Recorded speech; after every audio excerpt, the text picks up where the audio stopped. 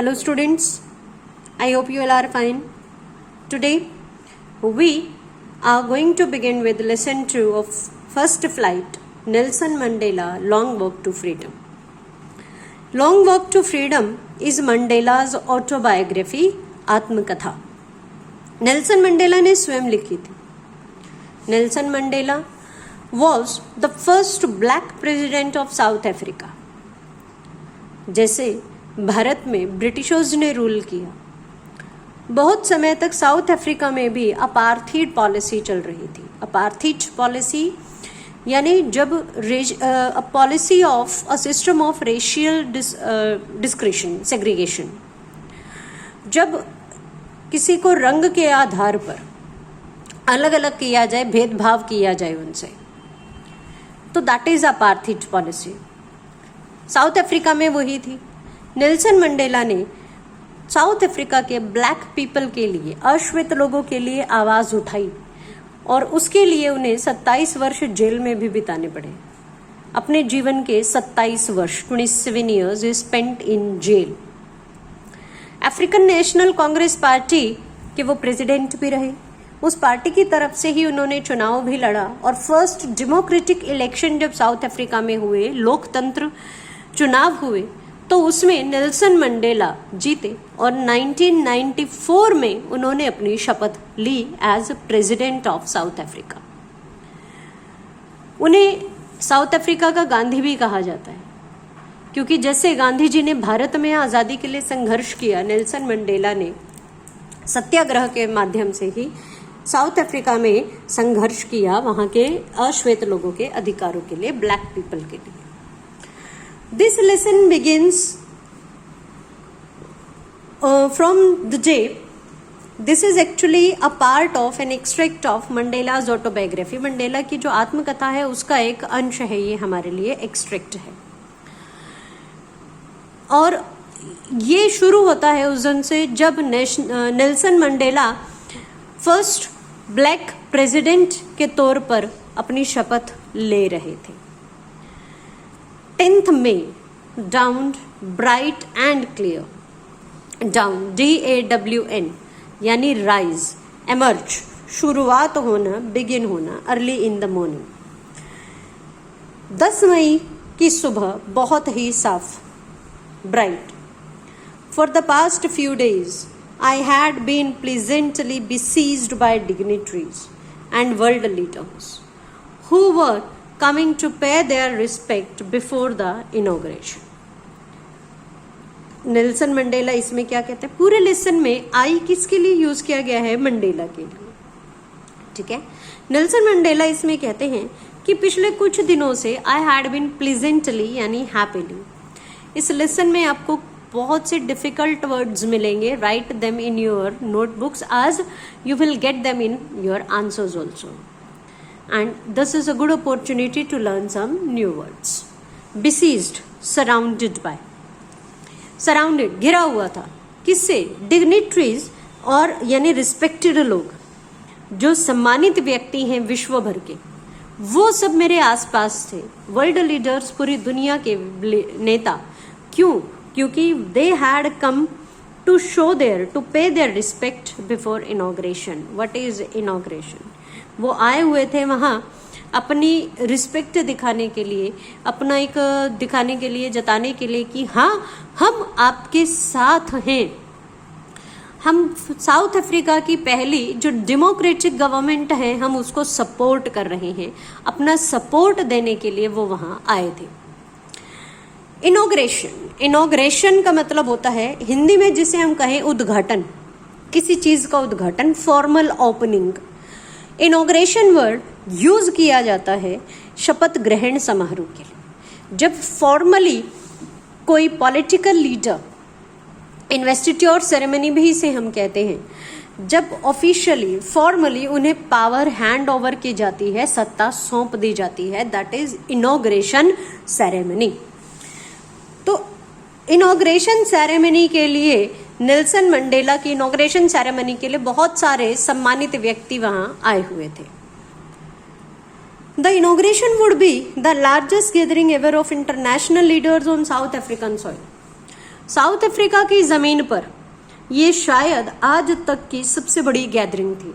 पूरे विश्व भर के नेता, इतने नेता कभी इकट्ठे नहीं हुए थे विश्व के, यानी अपने देश के नहीं, वर्ल्ड लीडर्स शायद ही कभी साउथ अफ्रीका में इससे पहले इतने लीडर्स इकट्ठे हुए हों, वर्ल्ड लीडर्स जितने उस दिन थे। लगभग 140 कंट्रीज के, देखिए यहाँ आपके लिए दिया हुआ है ये सब डिटेल्स। प्रिटोरिया के एम्फी थिएटर में उनका सेरेमनी की गई, वो यहाँ पर भी पढ़ेंगे हम। और 140 देशों के पॉलिटिशियंस ने वहां पर पार्टिसिपेट किया, 140 नेशंस। तो मोर देन 150,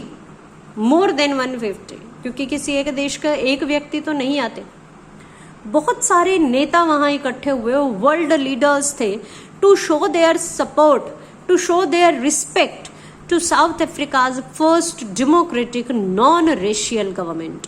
क्योंकि अराउंड 3 सेंचुरीज, लगभग 300 साल तक वहां पर व्हाइट पीपल ने ब्लैक पर रूल ओवर किया था, उन पर राज किया था, और आज ऑफिशियली वो समाप्त हो रहा था और वहां पहली ब्लैक गवर्नमेंट स्थापित होने जा रही थी। The ceremonies took place in the lovely sandstone amphitheater formed by Union Buildings in Pretoria. Pretoria के एम्फीथिएटर में ये सेरेमनीज हुई, ये आप अंडरलाइन कर लें, इंपॉर्टेंट लाइन है। Where did the ceremonies take place? The ceremonies took place in the amphitheatre of Pretoria.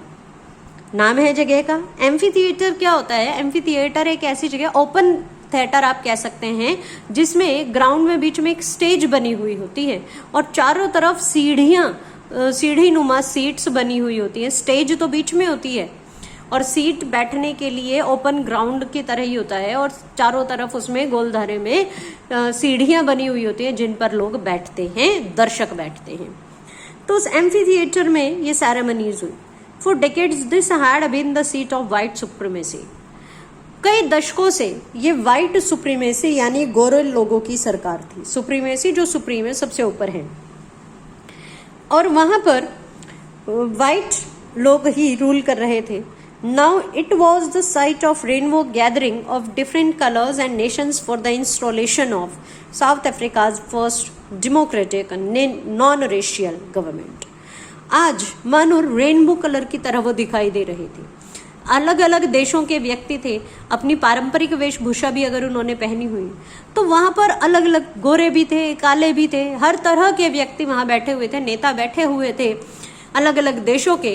किसके लिए? For the installation of, install होता है स्थापित करना, साउथ अफ्रीका की पहली लोकतांत्रिक और नॉन रेशियल गवर्नमेंट की स्थापना के लिए वहां आए हुए थे। नॉन रेशियल होता है यानी रंग के आधार पर, नस्ल के आधार पर, कि भाई वो काले लोग हैं, वो गोरे लोग हैं, उस आधार पर भेदभाव करना। नॉन रेशियल, अब कोई भेदभाव नहीं था किसी भी प्रकार का।